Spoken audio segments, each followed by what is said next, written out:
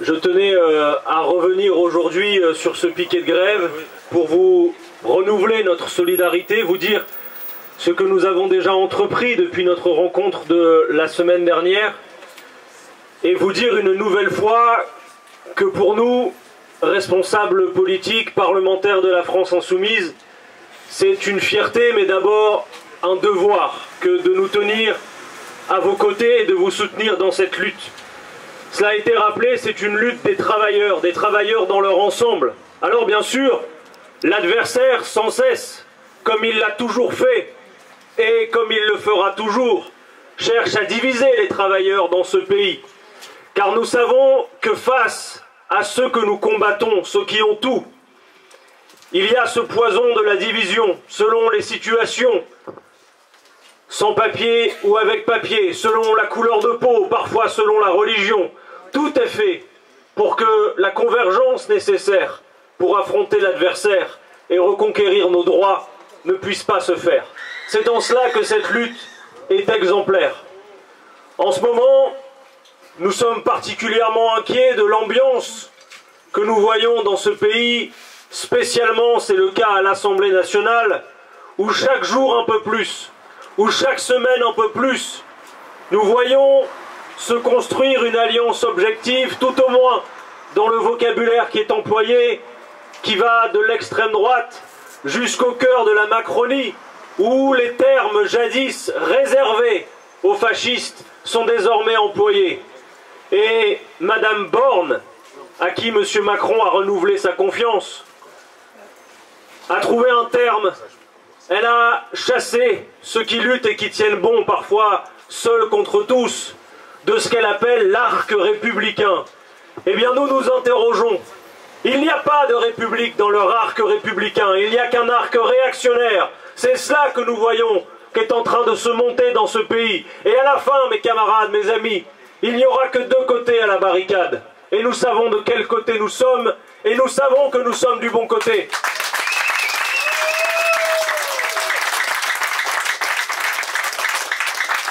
Alors bien sûr, quand il s'agit de soutenir des luttes de travailleurs sans papier, on nous dit « mais vous n'avez pas mieux à faire, allez d'abord soutenir les travailleurs réguliers qui, eux, ont des papiers ». Mais nous savons que c'est bien du même camp que nous parlons, celui des travailleurs, et nous ne succomberons pas à ces divisions. Alors, bien sûr, en France, cela a été dit tout à l'heure par Jean-Paul, dans quelques mois, nous aurons sans doute une énième loi sur l'immigration, qui viendra durcir encore plus les conditions de régularisation. Ah ça c'est sûr, en France, le fameux arc réactionnaire déploie toujours tant et tant d'ingéniosité pour imaginer comment on peut faire pour contenir les vagues migratoires, comme ils disent, pour empêcher les travailleurs, les travailleuses, pour empêcher les femmes et les hommes qui fuient la misère d'arriver dans notre pays. Et le débat sur l'immigration en France est toujours un débat avec un angle mort spectaculaire. Jamais on ne pose la question des causes des mouvements de population, et non seulement des causes, mais qui plus est, de notre responsabilité dans les mouvements de population. Vous en avez certains, parmi les plus fortunés, parmi celles et ceux qui concentrent dans leurs mains tous les médias de ce pays et qui essayent encore de le faire, comme vous le voyez avec le JDD en ce moment. Je veux parler bien sûr de M. Vincent Bolloré. Bolloré qui, lui, pendant des années, a exploité un port en Guinée, en a fait une richesse considérable. Et le même Bolloré qui aujourd'hui achète des médias et leur fait véhiculer un discours raciste d'extrême droite, comme certaines chaînes de télévision que je n'ai même pas besoin de nommer pour que vous sachiez desquelles je parle. Eh bien de tout cela, nous ne sommes pas dupes.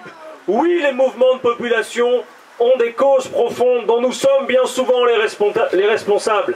L'exploitation économique anarchique de certains pays d'Afrique qui fait que désormais, quand vous voulez créer les conditions de vivre dignement dans votre pays, car souvent les femmes et les hommes qui nous viennent de ces pays n'aspirent à rien d'autre que de vivre dignement et pouvoir travailler. Mais ça n'est plus possible quand les produits ultra subventionnés arrivent de nos pays et qu'il est impossible sur place de faire face à cette concurrence déloyale. Alors vous créez les conditions que des femmes et des hommes quittent leur terre, quittent leur région d'origine pour chercher ce que tout être humain chercherait, une vie digne pour soi-même, pour ses enfants, pour se soigner, pour se nourrir, pour se loger, pour s'éduquer, pour avoir droit aux quelques plaisirs de l'existence. Et nous autres, qui ne vivons pas ce racisme dans notre chair comme eux le vivent, si nous étions placés dans les mêmes situations, eh bien nous ferions la même chose. Et bien sûr que nous aussi, nous embarquerions avec femmes, hommes et enfants parfois sous le bras, sous des embarcations de fortune qui font que la mer Méditerranée est devenue en quelques années le cimetière que l'on connaît. Oui, il y a des causes.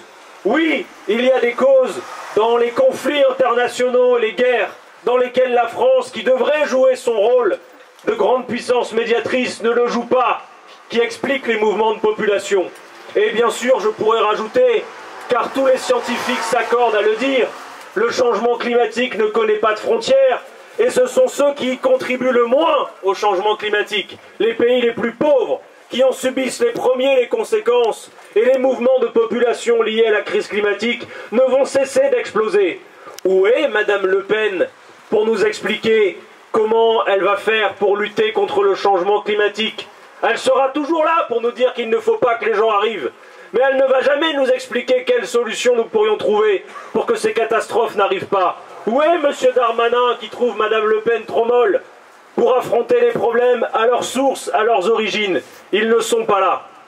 Alors nous sommes là, parfois seuls contre tous, parfois assumant des positions qui ne sont pas populaires, parce que nous savons que même si elles ne sont pas populaires, il faut un camp qui tienne bon, qui ne cédera pas aux injonctions, qui ne cédera pas aux intimidations. Et nous, à la France Insoumise, s'il faut être seuls contre tous pour vous défendre, nous le ferons car nous savons que nous sommes du bon côté en vous défendant, en défendant cette lutte et en défendant toutes les luttes ici apparentes. Et que c'est vous, les premières, les premiers concernés, qui marchez devant. Et nous, notre tâche, c'est d'être à vos côtés, de vous aider par les moyens matériels, la caisse de grève, par les moyens juridiques qui se déploient pour vous accompagner.